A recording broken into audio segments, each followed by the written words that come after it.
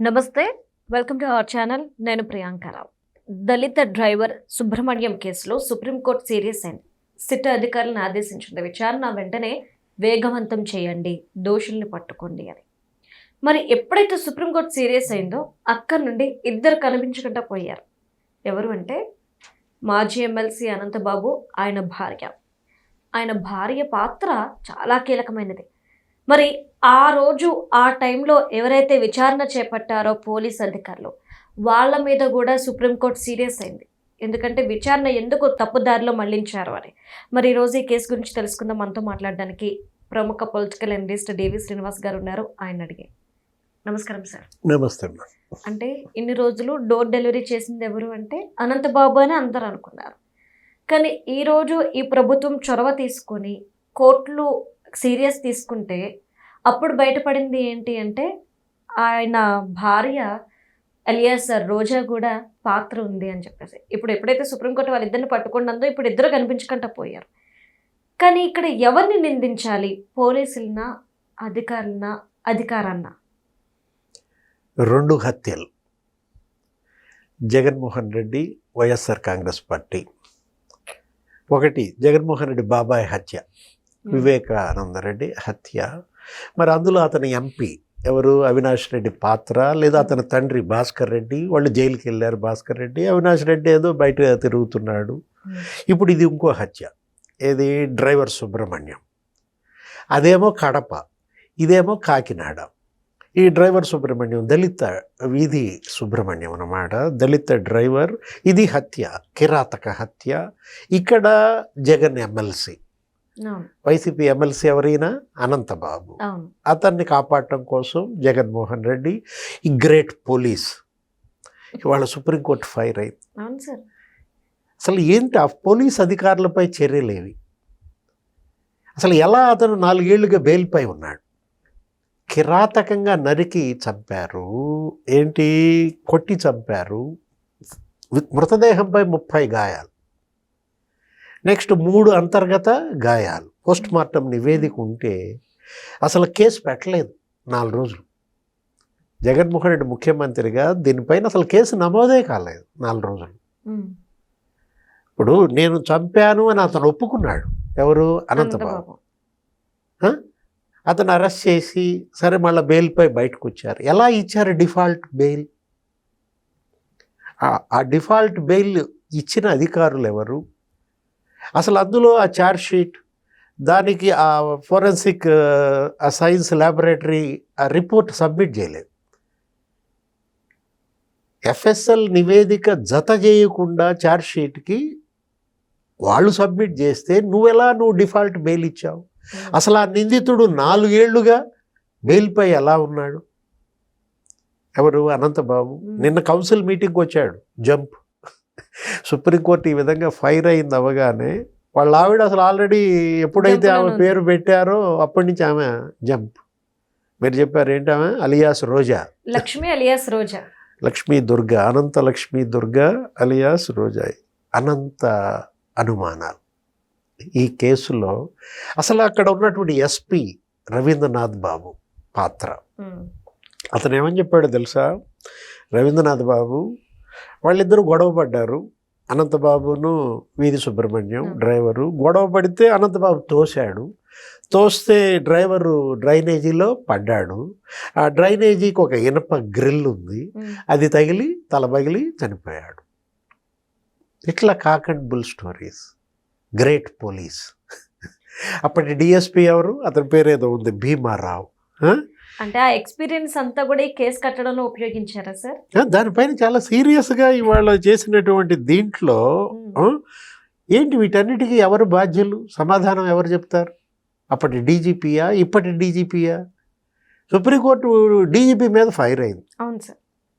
కానీ వీళ్ళేమంటారు? ఇప్పుడు డీజీపీ అనుకుంటున్నారు. అంటే ఇప్పటి డీజీపీ కూడా ఆ అధికారులపై ఎందుకని చర్యలు తీసుకోలేదు?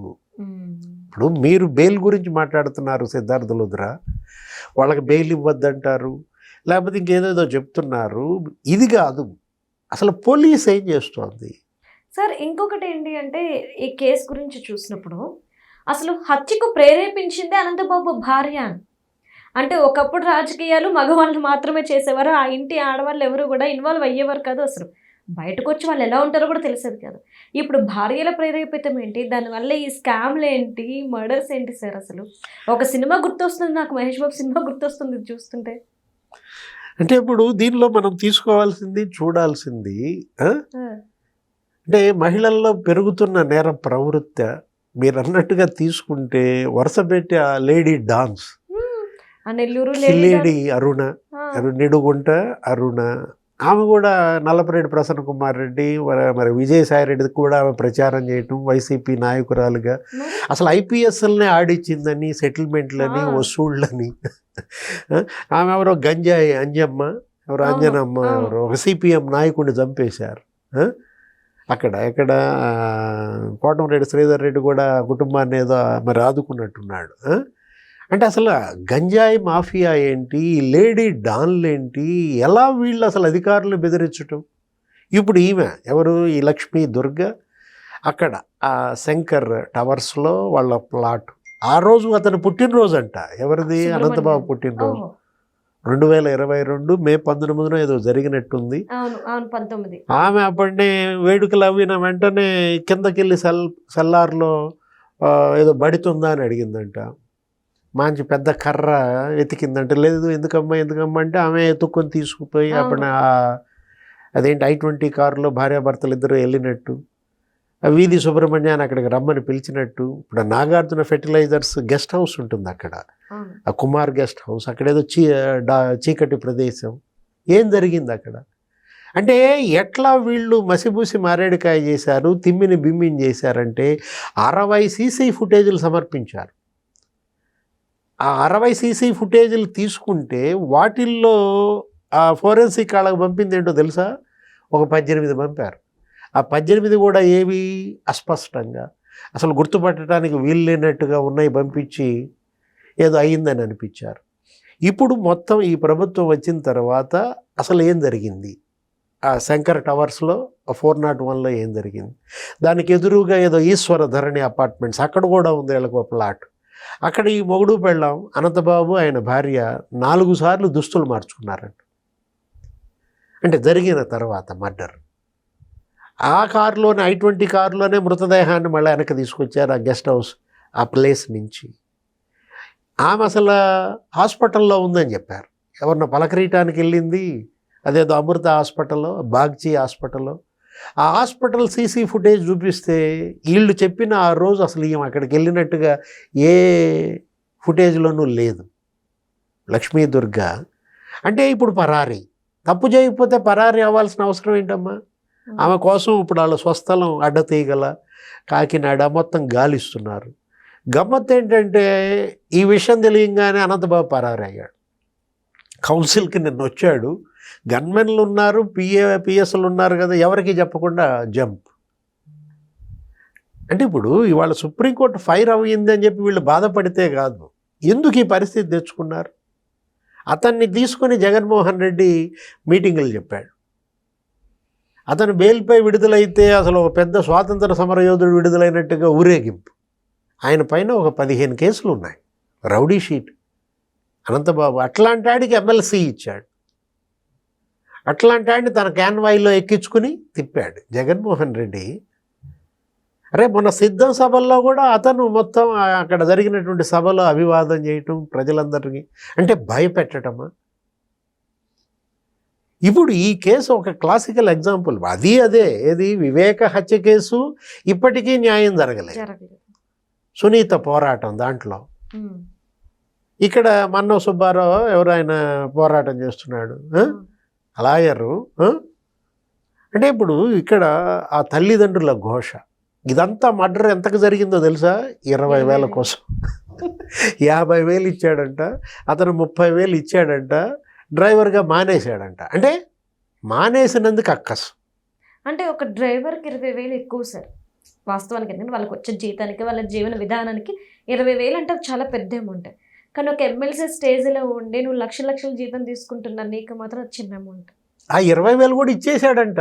ఇచ్చినా సరే జరిగింది. ఇంకా వడ్డీ అని అదని. ఇతను పెద్ద వడ్డీ వ్యాపారులే. ఇతను రంగురాళ్ళ వ్యాపారాలు. ఆ ప్రాంతం అంతా ఎక్కడ మన్యం జిల్లా, అక్కడ అడ్డతీగల, రంపచోడవరం, ఆ ఎమ్మెల్యేలను కూడా ఇతను గుప్పెట్లో పెట్టుకుని, అక్కడ ఎస్టీ ఎమ్మెల్యే వాళ్ళని గుప్పెట్లో పెట్టుకుని వీళ్ళు చెప్పిన ముందే వాళ్ళకి సంతకాలు పెట్టి చెక్కులు ఇవ్వాలి.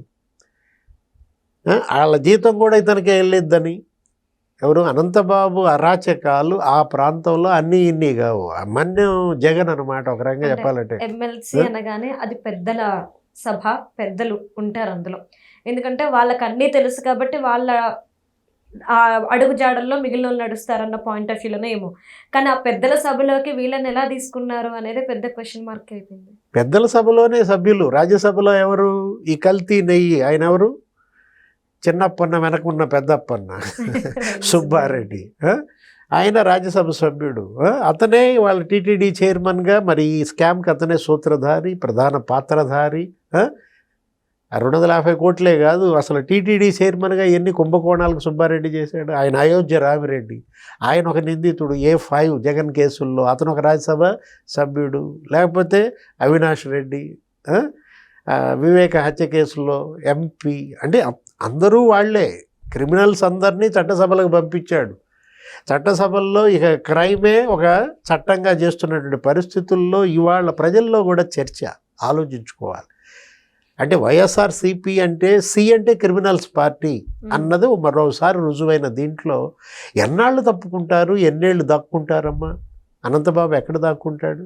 చేసిన నేరం ఇవాళ తల్లి తండ్రి పోరాటం, ఒక దళిత కుటుంబం ఎలా రోడ్డున పడింది వీళ్ళని నమ్ముకుని, వీళ్ళకి సేవ చేసినందుకు ఫలితం. అసలు ఎందుకు చంపారనేది తేలాలి. ఏది సుబ్రహ్మణ్యం చావు వెనుకున్న మిస్టరీ ఏంటి? వీళ్ళ యొక్క గుట్టు, వీళ్ళ యొక్క మొత్తం చరిత్ర అతని చేతిలో ఉందా? ఏమన్నా రికార్డులు ఉన్నాయి అతని దగ్గర? వీడియో కాల్ రికార్డులు ఉన్నాయి అతని దగ్గర? ఏది లేకపోతే 20,000 కోసం ఎందుకు చంపుతారమ్మా? 30 ఘాట్లు ఉన్నాయి. ఏది చేతి గోళ్ళ ఘాట్లు ఉన్నాయి అతని శరీరం పైన.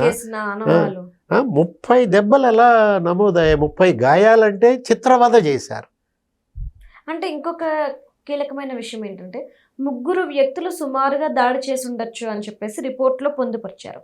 ఇక్కడ మనకు అనంతబాబు భార్య ఇద్దరే దొరుకుతారు. థర్డ్ పర్సన్ ఎవరు అంటే అతను భారీ దేహం, హై పర్సనాలిటీ. ఎవరు? మృతుడు సుబ్రహ్మణ్యం. ఇతనెంత పెట్టలాగుంటాడు. జగన్మోహన్ రెడ్డి లానే ఇతను కూడా ఉంటాడు. ఎవరు? అనంతబాబు కూడా పొట్టిగా చిన్నగా ఉండేటువంటి వ్యక్తి. ఇతను చంపలేడు ఎదురు తిరిగితే.